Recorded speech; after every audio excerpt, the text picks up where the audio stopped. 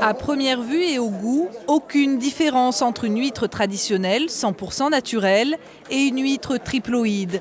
Pourtant, un chromosome les sépare, la traditionnelle, à gauche en compte 2, et la triploïde, 3.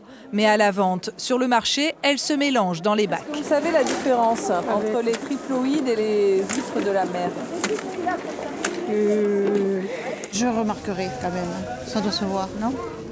Non, si. Ça se voit, non? Dites oui. Oui. Non. Non, mais déjà, c'est pas le laboratoire, Faut pas dire ça. c'est des closeries. Écloseries. Voilà, c'est des nurseries qui font naître des petites huîtres. Voilà, Non, rien du tout. C'est de l'écloserie, c'est pas du laboratoire. La triploïde existe depuis 2001. Pour manger des huîtres, même en période de reproduction, des chercheurs ont créé en laboratoire une huître artificielle. Un super mâle à 4 chromosomes, vendu ensuite en écloserie.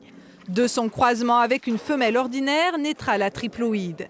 Stérile, non laiteuse et consommable toute l'année, la triploïde est aussi plus charnue et plus rentable car elle grossit plus vite.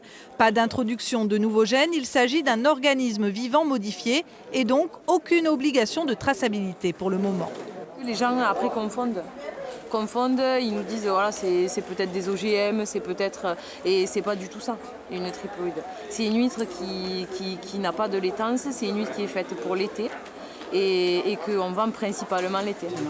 Les triploïdes représenteraient au moins un tiers de la production. Les ostréiculteurs exclusivement traditionnels réclament aujourd'hui un étiquetage des bourriches. Que les gens sachent ce qu'ils vont manger et qu'ils vont avoir dans l'assiette. L'idée divise la filière.